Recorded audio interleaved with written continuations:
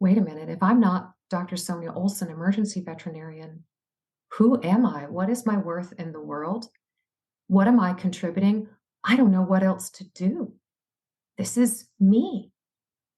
It saddens me when I say that because I look back and I'm like, wow, my view of self got so contracted. That was Dr. Sonja Olson, and she is our guest today on Vet Life Reimagined. Sonja, she was an emergency veterinarian for 25 years, an exercise instructor for 20 years. And one of the phrases that I wrote down that Sonja said in our conversation is give yourself permission to have a life you love and show up for it in a healthy way so you have the energy for it. Well, there's a time in Sonja's life where that wasn't the case. She didn't have the energy. She wasn't showing up in healthy ways. And she goes over her career journey. And one of the important things that we talk about this is that you may find a lot of people are not initially accepting of your own self-awareness. So we talk about the challenge of being more self-aware, but at the same time, having to find support who can help us through that. Sonja is also an author, speaker, and coach, and has many exciting things coming this year that you can be involved with. Hint, one might include Africa. So stay to the end while Sonja shares all of the different resources that she has and has coming. Sonja is a beautiful human. I love the term she uses, heartstorming, the coming together to connect on a heart level. So today we will be Vet Life Heartstorming with Dr. Sonja Olson. When did you know that you were interested in veterinary medicine? I know, right? It's just the common thread that pulls our community together. And I love that. So we all come from some little germ, some seed that said, animals, yes. Please. So I think that, I don't know that my story is all that unusual, but I would say I was definitely when I was about 4 or 5, I apparently just had determined that my life was going to be as an animal doctor, that I was clear on that. I marched up to my mother with hands on hips and apparently declared it. She was like, okay, then. But I think it was the opportunity truly to be raised in an environment where animals were part of the family. Horses, dogs, cats, and I had the chance to grow up for a bit of time on a farm. I had chickens and ducks, and I really, quite truthfully, saw them as equals. So they were family. They were as important as the humans in my life, and I carried that through all the way to where I am today, where, and it's sometimes the animals were more important than humans, and then sometimes the humans were a little more important than the animals. I think I found a nice balance. Yes, we all share the earth together and have to live in that balance for sure. Mm-hmm. So you were determined at a young age. What was the vet school experience like for you? Just like getting in and going through those 4 years? So as I approached even going to college, so I had this real determination that I was going to do veterinary medicine, but I also wanted silly thing, you don't know what you don't know. And I took an unorthodox path. So where did I go? I went to Columbia University in New York City. Do they have a pre-veterinary program? They do not. There were in all 3 colleges that are part of Columbia University. There's Columbia College, Barnard College, Engineering College. In all of them, there were 6 of us that were pre-vet. And I'm old, so this is in the times where there was no internet and there was books. And so I had to order a book on how does one apply for veterinary schools and what are the prereqs? How could I create that in a university environment where that wasn't even a track? That was challenging and exciting at the same time, but I was determined to figure it out. Did absolutely, like anybody else, go ups and downs. Is this really what I want to do? Do I really have the smarts that it takes? What does this look like for the rest of my life? But I kept coming back to, no, this is really what my heart feels pulled towards. Getting into veterinary school, again, I had no idea. I didn't have a mentor that could talk to me and say, hey, be realistic about, choosing your state school. The finances matter. The application process matters. Go ahead and stretch a little, but be realistic about it. I had no stinking idea.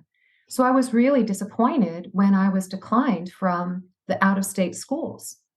And I did get into my state school, but I had that moment of like, "Ooh, geez, maybe I'm really not the right person, or I haven't got the right stuff."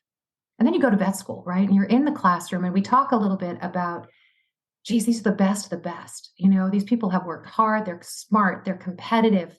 We're all high achievers. We get in there, and the hidden curriculum starts to really make itself known, that you think that you're going to be banded together with your brothers and sisters in arms, that we're going to, relieve animal suffering throughout the world together. And sometimes those elements are there. But many times there was also this element through class ranking and competition of speaking and who gets the accolades.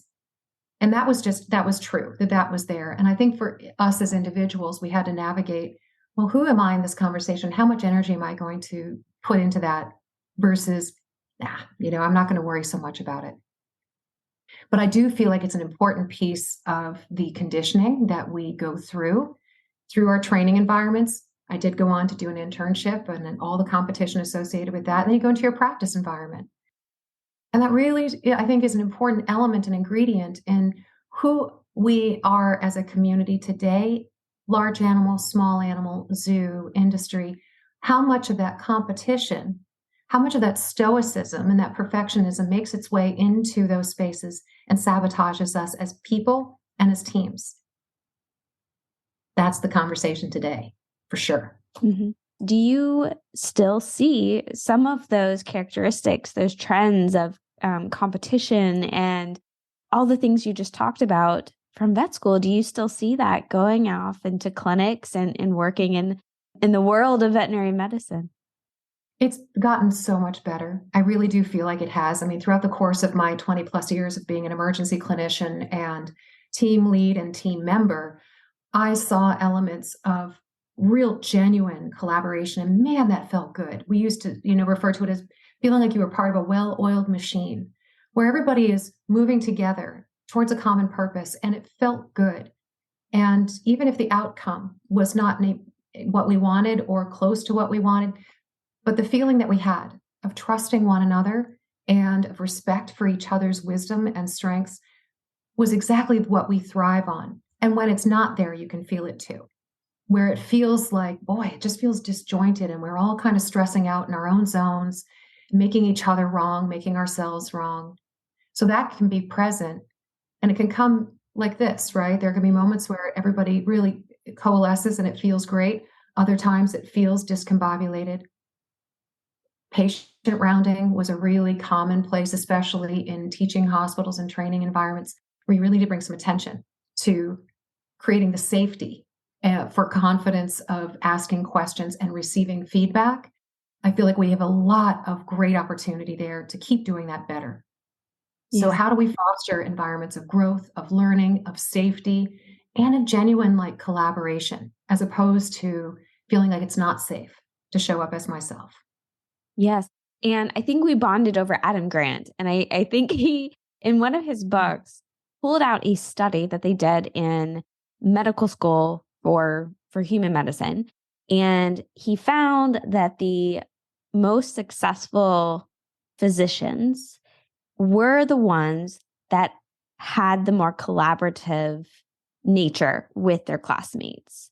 They may not have had the best scores at certain parts of their training, but when they got out into practice, those skills of being able to work with colleagues and to collaborate allowed them to be more successful as doctors. So that's just we're sciencey people. We like science, right?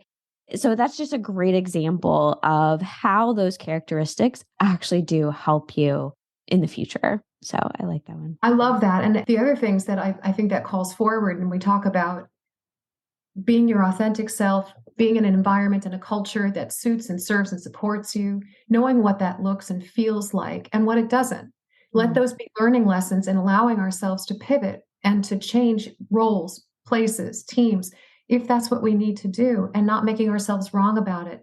Again, historically, the situation, and I think I can speak to America because that's what we know, that we would stick with a particular job, even when we recognized that that really wasn't the healthiest space for us. We got stuck and our identity got really entangled in that space. Maybe not giving ourselves permission to say, I need more, I deserve more. And maybe I would feel better if I was in a different set of circumstances. I know the pandemic absolutely shoved that conversation forward. So we've heard about it. And speaking of Adam Grant, he talks quite a bit about, the inventory taking that we were each doing as individuals and as teams, and how that resulted in the great resignation, which I would reframe that as the great inventory taking and permission giving, where we were giving ourselves permission to say, I'm not happy doing this, or I could be happier. And what does that even look like? And I need to have some time and space to think about it and then try some things on. So I feel like we were giving ourselves permission. We've definitely been giving each other more permission and grace and compassion around it and saying, absolutely, give that a go. That's new for America. And it's certainly new for medicine environments where we tend to get into a space of, I've got to stay. And honestly, I know I'm guilty of this as well, of going into almost that militaristic thinking that we're in the trenches, we're fighting a battle, I can't leave my squad. And I do not even know how much PTO I never took because I didn't want to leave my team. And if I'm not there and we don't have a backup, they're more strained. And I didn't want to do that to them, to my detriment, right? So I'm depleting myself. And that doesn't really serve anyone over the course of time. But in the moment, it felt like the right thing to do. Speaking of your own example, do you mind kind of going back a little bit in your own career journey or path so far and kind of walking through this evolution, kind of experiencing in clinic? Because you mentioned that you've been working in emergency practice for several years, just a few years. And so if you don't mind sharing a little bit of kind of that path and when you started to realize some of these things and just kind of from your own experience, giving those examples. Yeah, absolutely. And I think that it's important that everybody's journey is their own, right? We come to it with our upbringing and then our training and the mentors that we had or didn't have to set examples, as well as to tell us things and ways of being and doing that we're like, absolutely not. Those are mentors too. Going through the course of my career, so initially just a quick little of a pivot was I thought that I was going to pursue zoo medicine and conservation medicine. Passionate about that, and I still am. Through high school, college, vet school, even my internship, all of that was me laying the groundwork for a very competitive space, for a training position, and then possibly someday, we joke, it's not very nice, but it's true, waiting for somebody to die and so that I could be a zoo veterinarian. There's a lot of flexibility that has to be there. You have to be willing to sacrifice a lot to go through that process. And I witnessed it, had amazing mentors along the way. And just the life circumstances worked out such that the residency that I put all my eggs in the basket of the National Zoo and their money fell through. And so that they didn't have funding. When the residency was mine, they're like, it's yours, but you would have to do it for free. No. I mean, it's almost close to free what we pay residencies, right? However, no, I can't do it for free. And so I chose to go into private practice at an amazing practice with daytime GP and a really strong avian exotics and wildlife so that I could continue to grow and build my clinical competencies and stay close physically and towards my competencies with the National Zoo. Funding fell through a second year in a row. And I was finding I really loved emergency medicine. I would not have expected that. I loved the interactions with the clients. I loved the interactions with my team. And what I was seeing going on in Zoo Med at the time, especially for my female mentors, made me heart sick. It just made me really sad. And I was like, whoa, there's just so much here I'm not sure I'm ready to take on. Is this really the path that I want to go towards? And this is important because, I gave myself permission to pivot away. And I was so conflicted, but I was like, I can sense that I could do this, but I can also see what this is going to cost. And I could see another route over here that I didn't know before. And I could see that being something I might really enjoy, different than what I thought. And I went that route. So, I mean, I think that's really valuable for people to recognize you can pick and choose and pivot and still be a phenomenal veterinary caregiver or a leader or whatever it is that you are doing. You're still there along the way. And it may be better than you could have possibly have imagined. You just don't know.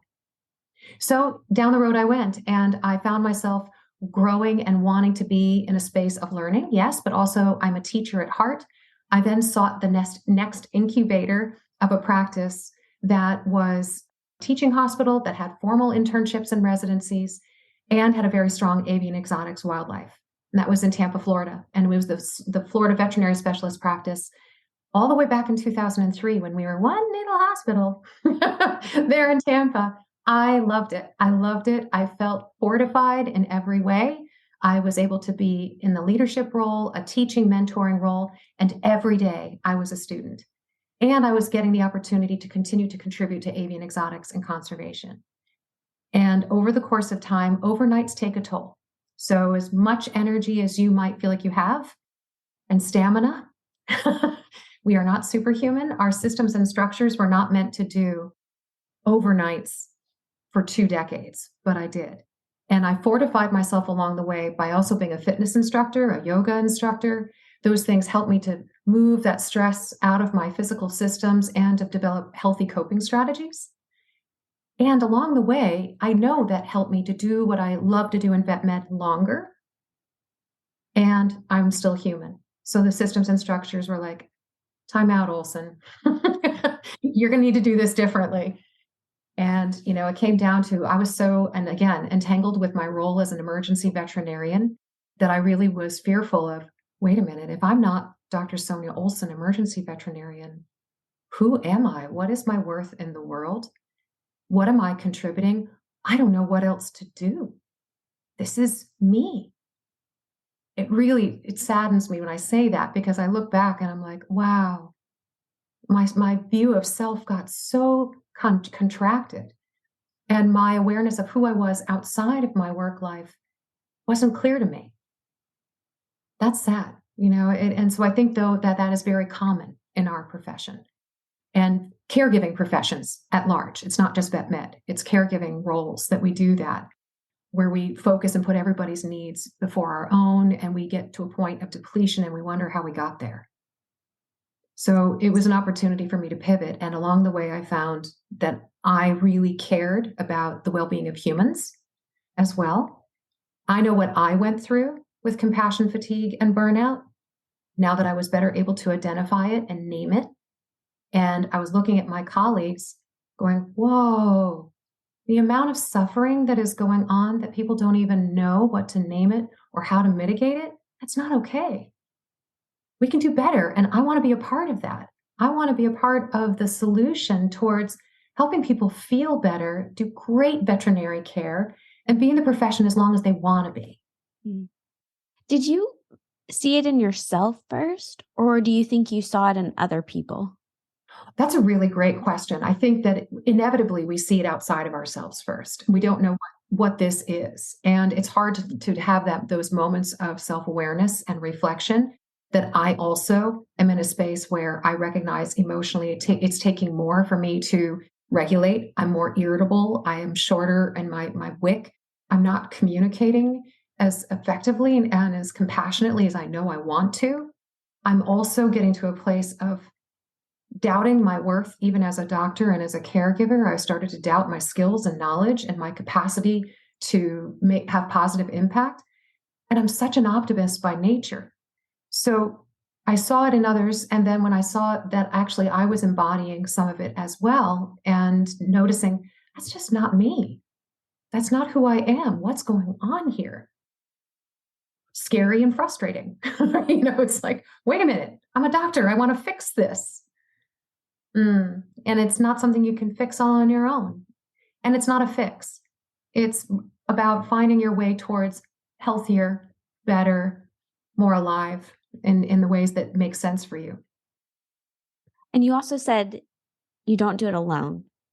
Can you speak more to that? Who did you reach out to? How do you see that approaching it as in reaching out for help? Like how do you see that being so important to really understanding your own identity? Well, it's a really important place to look at, right? Is that we sometimes need to have somebody that we trust and that we know cares about us, really, as us, not as our role, not as our job, to say, you matter, and this is what I see when I see you. And we're willing to take it, the constructive feedback as well as the positive feedback, and squirm with it. Because sometimes even the positive feedback is hard to take, right? It's like, oh, God, that's really uncomfortable to hear compliments and thank yous, but letting it in and having those individuals that you can turn to say, I could use your feedback. I could use your perspective. I'm struggling with seeing a way forward. I don't feel like I know a way forward.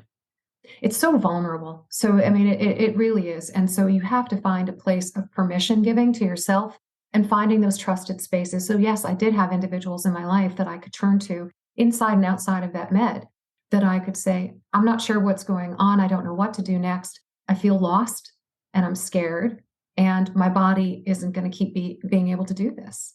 And I can feel it going tick tock. And I'm like, oh boy, what do I do?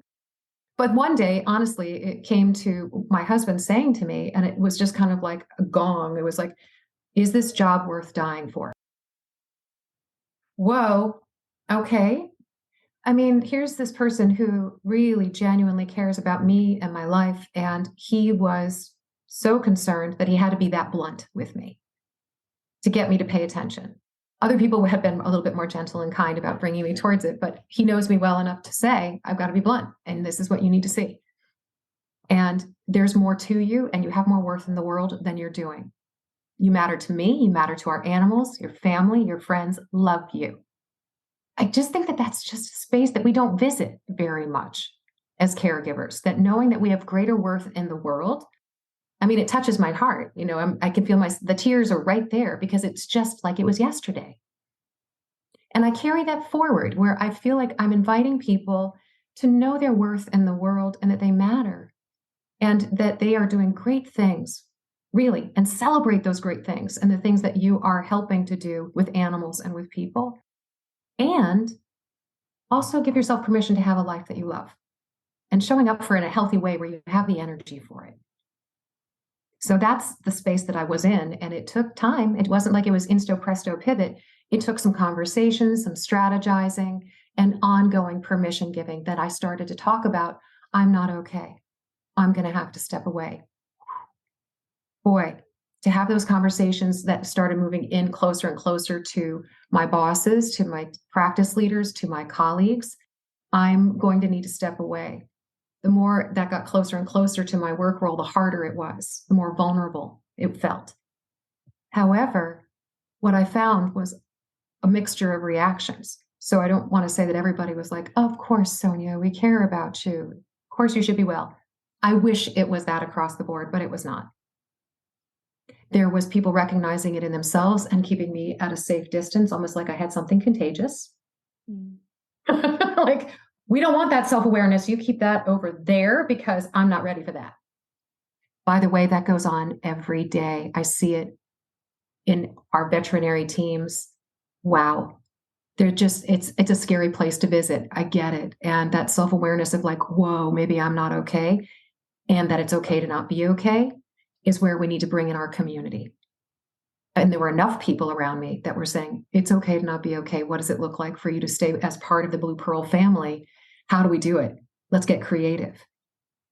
How do you stay part of the veterinary profession and feel like you have value and worth and voice? Let's keep working on it. That was the process, but it took time. So it sounds like Blue Pearl was the one to kind of open it up for discussion on no, it was you? How did that happen? I created the situations and the spaces because I feel like I had been with the organization long enough that I had built relationships and trust with leaders and that I felt like I could go towards and colleagues. And we brainstormed together But there wasn't an immediate acceptance. There were the conversations, which I know from other colleagues, they hear, maybe this isn't the right role for you. Maybe you need to step away. Maybe you don't belong in veterinary medicine. Ouch. Wow. Yeah. I mean, it certainly was said to me, and I know that others hear it when they are trying to assert themselves and try to find a way forward. So it took me being persistent and thinking of being creative and what could this look like. It was also around that time that I started pulling in other resources in the form of a life coach. And I was needing somebody to be a source of experience and resources and wisdom, because I'm not the first person to make a professional pivot. What are the things that people go through? People, human, go through when they go through something scary and they need some support. What are those skills, those resources, those books, those articles, the conversations? So I started developing an increased amount of awareness and knowledge. And with that, I felt fortified to keep trying and to figure it out. So it was a combination of things. It was being clear that I needed to do different, speaking up for myself, and fortifying that by grabbing hold of wisdom and resources outside of my immediate circle of people. Hi, we'll be back with the second half of the show after this quick break.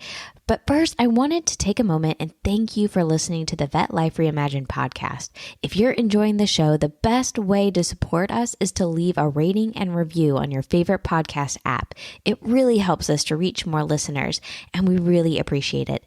Thanks for listening. And now back to the episode. And I like that that was outside of a direct veterinary experience that you also incorporated, was that life coach. And do you happen to remember one of the earlier books, articles that maybe this coach had recommended that kind of really helped either comfort you or click something? Do you remember one of the earlier resources? And remembering that everybody has a life coach out there that's right for them. Yeah, So I'm sure. Yeah. not a one size fits all. And I am a very mindful person. I have been, like I said, a yoga practitioner for a long time, recognize the space of calm and restoration that provides me when I'm doing physical fitness and yoga and breathing meditation. So I already had that space, and I knew I was wanting somebody who at least respected that, right? So I found the right coach for me, and as a wise woman, many decades older than me, outside of veterinary medicine, but she had had human medicine involvement in her life and her career. So she understood medicine and caregiving. She also was very passionate about fitness and well-being and mindfulness.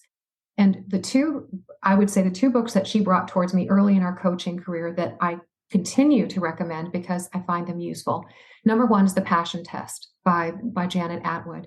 And she is, I love that the book was written by her, and her, at that time then, was her ex-husband. They discovered they were better as friends and co-authors than as life partners. And the book really is a journey about finding your way forward with a decision, a role that you are trying to clarify. And there's a strategy that can be brought towards it. And you do it with an accountability partner. And you help to discern and articulate who you are today, what matters to you, and what does this look like? And much like when you do SMART goals, there's, you list it out and then you get very strategic. You pick your top 3 or 5, but these are the things I want to have. I'm putting my intention and energy towards it. And these are the smaller milestones that I can identify. One of the biggest things to overcome anxiety and perfectionism is action. So knowing how to take those small steps, those achievable steps, help us move forward. And in that moving forward, we build confidence and we move away from the I can'ts, it's not good enough, whatever the story. So the passion test was really useful for me. I found that was very helpful. The other was a bit more of a mindful space, and it was Michael Singer's The Untethered Soul. And it's a beautiful book. And the idea behind Michael's work is that common humanity, that we are all humans navigating this world and this experience in our individual ways, but also collectively. And it has been so for thousands of years before, and it will be so thousands of years to come, that we are here just for this little moment of time, just this little moment. And who are we? Who do we want to be? And so inviting in that time of reflection of what has been and where am I going, but where do I stand and what matters to me? It was such a really lovely framing of the conversation, and it spoke to my heart. And it reminded me that I have the potential to have an impact on the world today, and I'm part of a much greater conversation. It's very humbling. Yes. And very, very beautiful. But I think it helps go back to really understanding your personal values and your identity on a much broader level than a title or a role. And I know that you are helping a lot of people in these types of conversations. So would you mind just sharing a little bit about what your role does now look like and some of the things that you get to do? It's a wild and woolly ride, friend. I swear. It's like, what does this even look like? What do we call it? I don't know. Let's call it a veterinary wellness educator. Sounds great. So that was several years ago where I was given the opportunity to partner with social workers that were becoming part of our Blue Pearl community. And they had the opportunity as veterinary social workers and clinical social workers coming from medicine to see how they could translate their knowledge, their skills, their experience into our caregiving environments. What does that look like? Where are the commonalities and where are the iniquities for us as a community?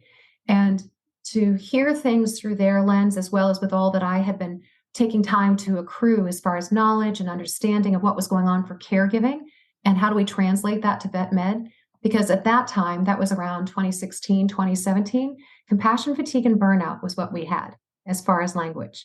Mm-hmm. That was it. But it was enough. It was enough to go ahead and have us go, wait a minute, that's a thing? You mean this happens to other caregivers and I'm not broken or deficient or abnormal and I'm not alone?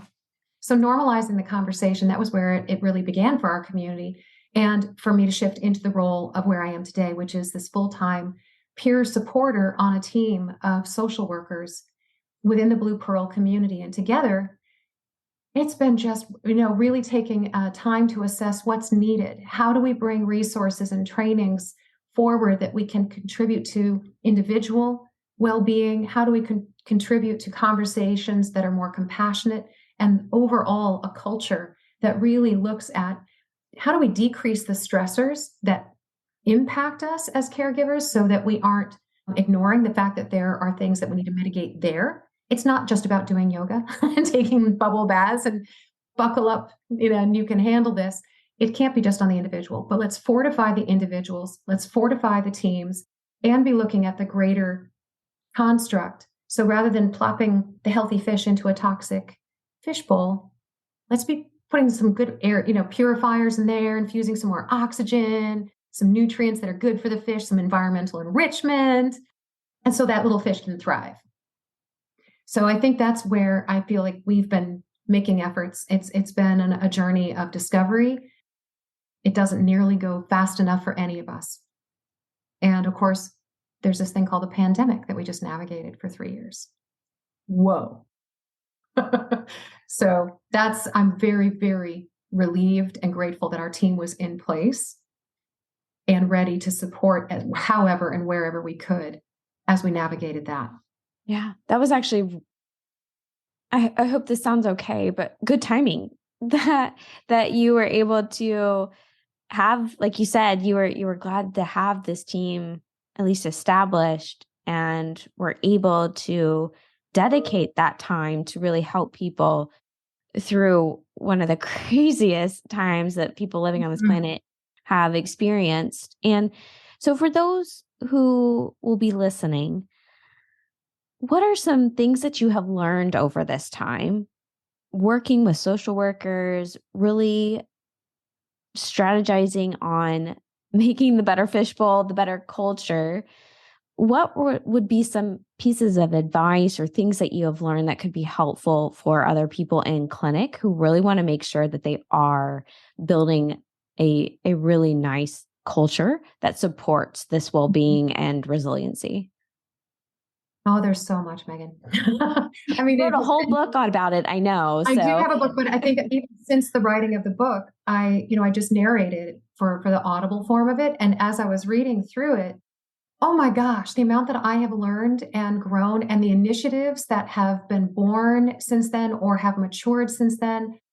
I honestly was just wiggly in my seat as I was reading it because I wished I could have shared in the narration, say, and you know what else is happening now? And you know who else is doing this? It's it's joyous to see that our community grassroots is figuring things out, whether it's in our DEIB spaces, it's in our paraprofessional development spaces, it's in our tech spaces. It's how do we bring forward what we know about the human animal bond and research, and how do we bring that towards our clients and towards ourselves to recognize all the ways that veterinarians matter in the world. How do we as a global community connect so that we are aware of common concerns? Where are we building strategies and efficiencies to address those very complex problems, but faster as a team? Because we're so much more alike than we are different, no matter what seat you're in and where you are in the world. So throughout this period of time, I've learned a ridiculous amount through my social work teams. They jokingly call me their little social worker apprentice. So my language has shifted, my perspective has shifted. I see things now at a systems level, much more of an epidemiological sort of approach to our collective wellness. And that means that we need to have a real awareness of the layers, of the individual layer, of the team and organization layer, and then of the greater holding. With all of it, things that I was not aware of before, such as trauma-informed approach about the whole construct of psychological safety, about moral distress and empathic conflict and ethical conflict, and all the things that are fairly new to us in vet med. But they're coming together now in conversations. And I feel like there are ways through podcasts, through written word, through our modeling and teaching as mentors and as teammates. We're bringing the conversations forward. We're normalizing the language, and that we are humans doing amazingly wonderful and fulfilling work, but hard work, emotional work. And it takes a village. And then we have to do it together. So I think that there's a lot of lessons learned that, again, we don't know it all, by the way, Megan. I know we want to know it all individually and as a veterinary community, but friends, we've got to go ahead and recognize that there's so many resources and skills out there that we can grab hold of. We are not the first to go through this, nor will we be the last. So having a multi-system approach, multidisciplinary approach is smart. It's strategic. And it gives us then the capacity to feel better sooner, which I think we would all appreciate, but we get in our own way. That's the other thing I've really seen, is how reluctant we can be to do the self-awareness piece and the reflection piece, and to let it in that okay to not be okay and to ask for help. We are still struggling with this whole help-seeking concern as a community. So that's a real opportunity for us to go ahead and figure out, how do we find ways towards each other and the resources that fortify us? Absolutely. And like I said, you have a book, but you teased me. You said that now that you've kind of revisited the book when you were doing the audio version, you know that there are some other things that you might add. So this is your platform. Please, is there one that you might want to share in addition to people going and reading the book? What might be an additional one that is new that you've encountered? That would be helpful. Well, there's works in progress, which I think also is beautiful to know. So for an example, I am going to be doing a collaborative workbook that will be complementary to the first book. So it will bring in some new voices and some voices that were in the first book. So I'm looking forward to bringing the how towards the what, with the updated knowledge that we have now as individuals and as community. So what have I seen? I love calling out my friend Alyssa Maji's Empowering Vet Teams and all that's happening with EBT. Holy cow, they are a force to be reckoned with in terms of their support and passion for developing technicians. I look at all the individuals that have been courageous and have had stamina to bring forward the DEIB conversations, looking at Valerie and Nicole and Courtney and Quincy and so many others, Lisa Greenhill, Mia Carey, I mean, in all the different conference spaces and the avma.org's Brave spaces, so many great spaces of learning and language learning and humility that we are learning. I also want to make sure that I call out individuals like Josh Weissman and Phil Richmond and all that they're doing around positive psychology and bringing that into our community. Marie Holowichuk's new platform is available for virtual learnings. She's got a new website that is beautiful, and there's a heap of resources. Please get curious and start looking into those spaces. Mentor Vet, mind blown. Wow, what they have gone through and what Addie and others have created with Merck's support over the last 3 years. And now there's going to be other platforms that are coming in, not just for our young colleagues, but there's definitely more content and support coming, evidence-based, applicable. And you can tell I just get super excited about all this. When outside of the US, there's Thrive in Australia. And in Britain, there is Through the Royal College and Mind Matters. They started this whole mobile platform. So there's some really amazing work being done all around the world that we can look around and say, that's really helpful. What else? And where can I contribute? I really hope people get curious and energized and find their people, find your purpose and your cause. Mm-hmm. And a lot of well, first of all, I've had several of those people on the podcast already. Some are coming. So I love, thank you. You're right. And I want to call out that a lot of those individuals, a lot of them are veterinarians and veterinary technicians who ask that very question, what can I do to help this? There are opportunities and they can look like so many different things.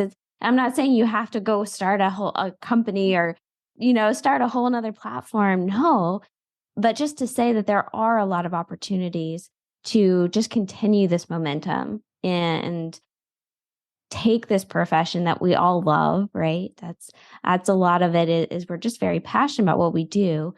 And you can be part of this. So thank you for sharing that. And I think that it's valuable for you to know that adds to energy to those days where you are struggling to keep it going and remembering your why. Having those other things as part of your personal and professional life that really matter to you help fortify you and keep you motivated. And I know I joke that this is at least Sonja 3.5. I don't know how many more versions there will be, but so I'm also very active outside of Blue Pearl. I do speaking and writing as well as, developing relationships for collaboration of projects. And I know that that's going to be a part of who I am as a veterinary professional. Is I see myself now almost as my friends would joke and they call me the veterinarianta, where I am connecting people. And I love this. I love meeting people. I love hearing their stories, their passions, like you do. I'm sure that's part of what fortifies you. And how do we bring them towards each other? And where are those collaborative spaces where we create resources and spaces for inspiration and healing and learning for our greater community? That feeds my heart and soul. I look forward to those spaces as I go in whatever way it shows up, because I don't know what it's going to look like in a year, 3 years. But and that's exciting, right? It is. I mean, rather than feeling like shut down by it, I feel hopeful and I'm a realistic optimist, right? So I recognize that you set your intentions, you have a real true sense of self and of your values and what matters and what works for you. And you just take one step at a time and not get shut down by it being too big. Just take it one step at a time. That it is a stepwise process. And you've provided several tactful things to go to. I think your book. How would people find out about your workbook that's coming? Do you have a way for them to kind of sign up for something so they know when that comes out, or where do you want to send people? Thank you for that. So currently, what I would offer is that I'm quite active on LinkedIn. Please find me there. I love finding that there's so many more communities that are blossoming in that space. So take advantage of it. Currently, my website is a younger one. It's the www.heartstorming.co. So that's a great space to visit, although my new website is under construction. And the new website is going to house more of my podcasts, blogs, written word, as well as updates on spaces and places where I'm hoping to contribute, whether it's at conferences. I have aspirations to create well-being retreats for veterinary professionals. Like I said, I'm passionate about conservation, so be on the lookout for opportunities for vet well-being and the South African bush. Just saying. So that's something I'm working on, and I think the workbook will be in that space. The proposal has been put in front of my publisher. She's excited about it, so it'll be a work in progress this year. I hope the Audible book should be out in the next several months, so I will keep people posted on that. The workbook will be a 2024 baby. It's getting gestated as we speak. Well, if you need any help with the Africa retreat, let me know. I'm a big Africa fan. I went to Zambia, so I always like to end with the final 4 questions. So the first question is, what is something that people may get wrong about you? That I'm able to hold still. People who know me that they jokingly, my nicknames over the course of my life have been Energizer Bunny, Tasmanian Devil, Sonic the Hedgehog. I have a lot of natural energy. I'm naturally caffeinated, but I also have the capacity that is a learned capacity of how to be still and quiet. And that now I'm also known as the Zen doctor. So I love that I've been able to harness it in. That yoga and mindfulness meditation that helps, right? Perfect. The second question is, what is a hidden skill or interest you may have? Oh, that's a fun one. Hidden skill or interest. I make really great Thai food. Ooh. I've been practicing, so visiting Thailand and taking cooking classes there. But also my husband and I, came back and we each have our jams of things that we do. I love international food and then practicing it and bringing it into our lives. So I love cooking. So international cooking is super fun. And I make a really good tom kha. So ooh, that sounds good. So you're going to be cooking for us at this retreat, right? Perfect. Love it. The third one is, what is something on your bucket list? Oh my goodness. So many things. Well, you know what? Honestly, I got the opportunity this last November to go back to New Zealand and back to Australia, which feeds my heart. Folks, for those that have not been to those places, go. What gorgeous natural beauty there is, and the people are just amazing.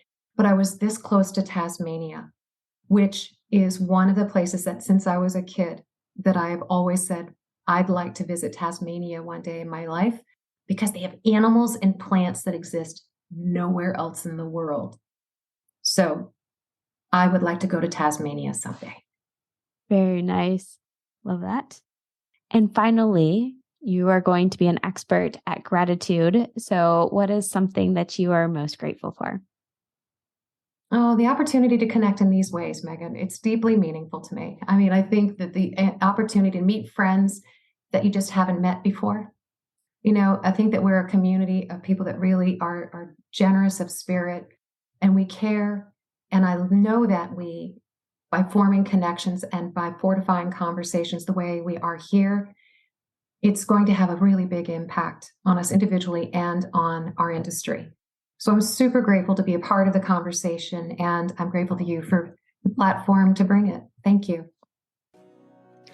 This has been the Vet Life Reimagined podcast. Whether you are listening or watching on YouTube, I hope you enjoyed this conversation. Please make sure you are subscribed to catch all these amazing people in our profession. Also, send this episode to someone you think who would appreciate it. Have a recommendation for someone who would be a good guest? Please reach out on LinkedIn, Instagram, or Facebook. There aren't that many Dr. Sprinkles. Until next time, Vet Lifers.